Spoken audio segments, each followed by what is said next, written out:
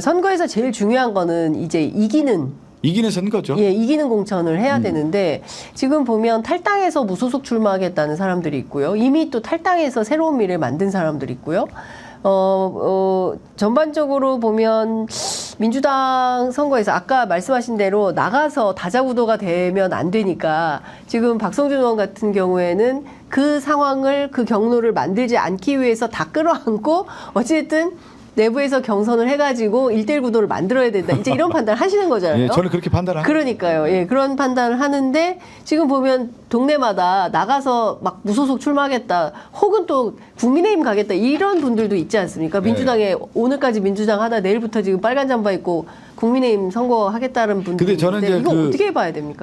이제 구심력과 원심력이라는 부분이 있잖아요. 네. 지금 이제 총선 이제 공천 과정에서는 예. 딱 두 가지 아닙니까? 공천 아니면 낙천 아니에요. 네. 너무 어렵죠, 이게. 공천 대상이 되면 가서 열심히 뛰면 되는데 낙천 대상자는 반발할 수밖에 없는 거 아니겠습니까? 네. 중간이 없지 않습니까? 그렇죠. 근데 그 지역마다 상황이 좀 다를 수 있죠. 지역마다. 네, 지역마다 좀 상황이 다를 수 있는데 예. 그것도 이제 당에서 전략적으로 판단을 했겠죠. 그 부분에 대해서. 네. 근데 어쨌든 대체로 원심력이 이제 작용한다고 하지만 네. 그건 의원들의 판단이겠죠. 현역 의원들이 서른 의원 같은 경우는 경선하는데 안 하고 탈당한 거 아니겠어요? 그렇죠. 그거는 이제 자기의 판단인 거고. 또 하나는 뭐 어떤 의원 같은 경우는 경선하는데 또 컷오프 됐는데 경선하기를 원하는 게 뭐냐면 네. 나가도 사실은 경쟁력이 없다고 판단하기 때문에 그런 거고. 네. 뭐 그런 지역마다 다 다르다. 각자의 예. 정치적 판단에 의해서 결정이 될 수 있는 거죠. 예. 그거는. 그러니까 좀 어떤 측면에서 보면은 이제 많은 유권자들이 보기에는 아니 저 사람은 이 당에서 막 몇 선씩 국회의원을 하고 그리고 뭐 경우에 따라서는 뭐 장관도 하고 막 이런 분들이 다 나가가지고 탈당해서 국민의힘으로 가고 참 이게 정치 도의에 맞는 거냐. 아니, 그런데 그렇게 해서 네.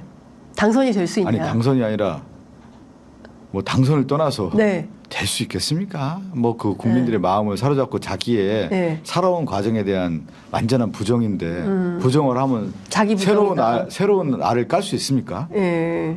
부화가 안 되지 않겠습니까? 예. 부화가 안 된다. 예. 예. 제가 볼 때는 예, 큰 어렵다. 의미가 없다고 봐요. 큰 의미가 없다. 예. 그게 그러니까- 오히려 그렇게 함으로 인해서 예. 이 사람의 정치적 인생이 이렇게 했구나라고 하는 것을 국민들이 다시 한번 확인해주고 네. 이랬어? 깨우침도 되는 것이죠. 네. 이 사람이 사람은 이런 사람이었어? 이런 사람이었구나, 본질이었구나. 그래서 네. 당에서 이렇게 행동했나? 네. 이렇게 다 아는 거죠. 그렇군요. 그러니까 그 어쨌든 사람을 재인식해주는 예. 계기가 될 수 있는 거죠. 네. 네.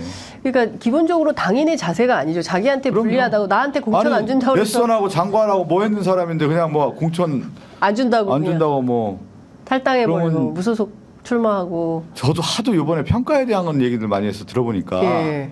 이 다면 평가가 무섭더군요. 보니까 예. 의원들끼리도 의원들끼리 하는 평가하고 당원들끼리도 평가하고 예. 보좌관들도 평가하고 그러니까 예. 이게 보니까 어디서 당직자 보좌관 다 하는 그러니까 보좌관이 각 의원실에서 2명씩 뽑아가지고 네. 360명인가 뭐 그렇고 보좌관이 당직자들이 220명이나 그러니까 된다면서요. 그 다면 평가가 상당히 세다. 무서운 거예요. 예. 그래서 그것이 하위에 들어가는 정량 평가에 아주 예. 그 좌우했다고 예. 얘기를 하더군요. 그러니까 기본적으로 평소에 얼마나 잘 살았느냐 이 결과에 따라서 나온 평가인 거지. 그러니까 잘 살았냐라고 하는 기준은 거기에 있는 것 같아요. 의정 네. 활동도 있지만. 의정 활동. 윤석열 정권과 그러면 네. 또 제대로 좀 싸웠냐. 뭘 민주당 했냐. 민주당답게 했느냐. 예. 이 평가 기준이 매우 컸던 것 같아요. 제가 보면. 지금까지 이렇게 그 내용을 잘 모르다가 이제 요새 하도 논란이 되니까 돼서. 저도 이렇게 쭉 보지 않습니까? 예. 그 마지막 기준은 거기였던 것 같아요. 당원들의 평가 기준이라든가 예. 당직자라든가 의원들에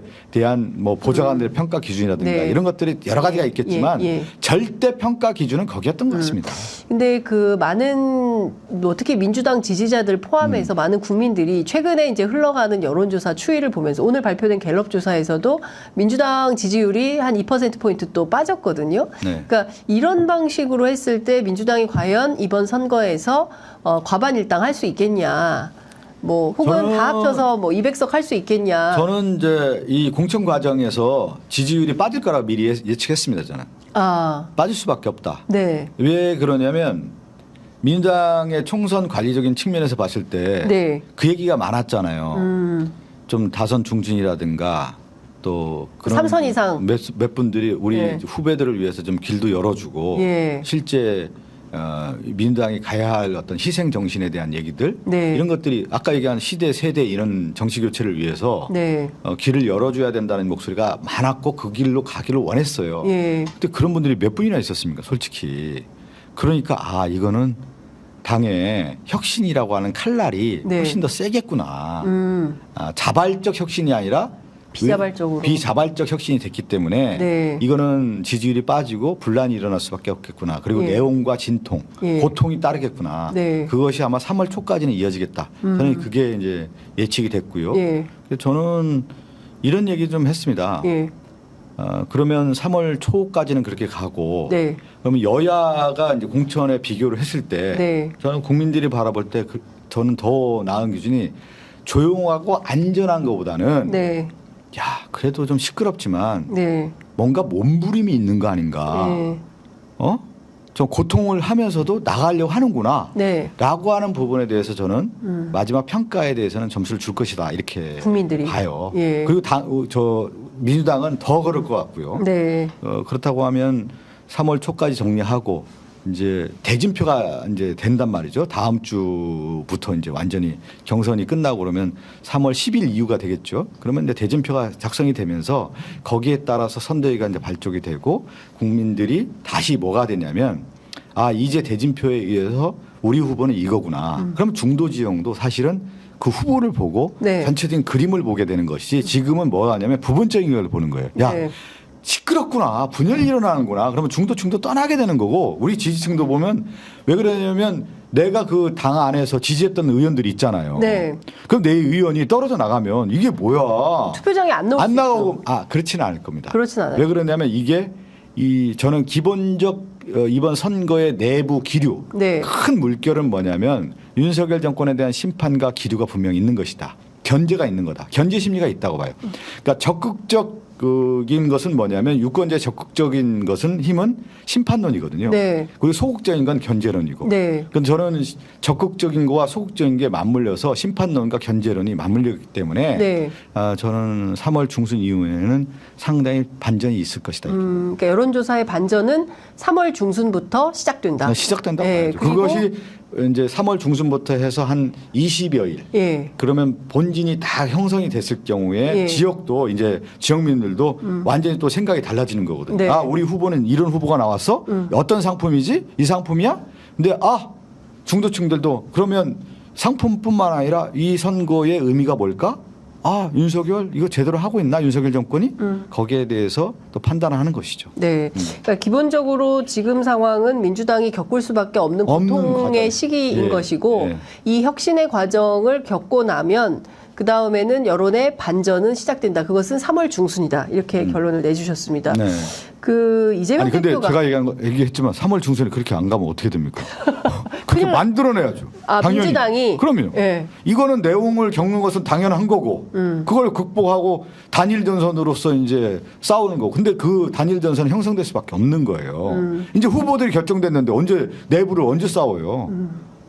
이거 하나가 싸워야 내가 이기는 거고 당이 살아야 이긴다라는 걸 안단 말이에요. 네. 근데 공천 과정에서는 당보다는 나란 말이에요 지금. 내가 살아나야 되기 때문에 당을 그래서 막 나가는 사람 당 막 치는 거 아닙니까? 그러니까 먹던 우물에 막 침 뱉고 그러는 거 아니에요. 예. 그렇지만 끝나면 전선이 형성이 되면은 네. 우리 민당 살아야 된다. 왜?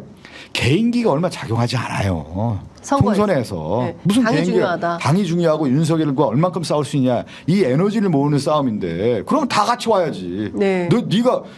나 이게 아니라 하나다 이건. 예, 그때부터는 민주당은 그럼요 하나다. 하나다 이렇게 가는 거죠. 알겠습니다. 이재명 대표가 이번 공천 파열음 관련해 가지고 언론 보도 문제를 좀 지적했잖아요. 실제로 민주당 안에 이게 언론 때문이 제일 언론 보도 때문에 민주당 지지율이 떨어질 수밖에 없다. 언론 보도만 좀 잘 되면 민주당 지지율이 이렇게까지 저는 이제 대표님의 생각도 일견 네. 동의하는 면도 있는데 네. 이건 예견된 거예요 이것도. 윤석열 정권의 언론 지형이 네. 나쁠 수밖에 없죠. 당연하죠. 그럼 언론 지형 우리가 딱 평가해봤을 때 네. 민주당을 도와줄 수 있는 언론이 어디 있습니까 지금. 그러면 민주당은 만약에 분열하면 더 까겠죠. 네. 아, 예. 깐다는 표현이 맞는지 모르겠지만 하여튼 비판한다. 네. 비판할 수밖에 없는 거고 그 비판의 칼날은 더 오롯이 받을 수밖에 없는 거고 그렇지만 그 언론의 비판도 겸허히 수용하면서 네. 그렇지만 저는 내부의 기류가 이 도도의 민심의 물결은 너는 큰 대세가 형성이 돼 있다. 대화가 흐르는 것처럼 예. 돼 있기 때문에 네. 그 3월 이제 중순에 우리가 그걸 만들어내야죠 다시.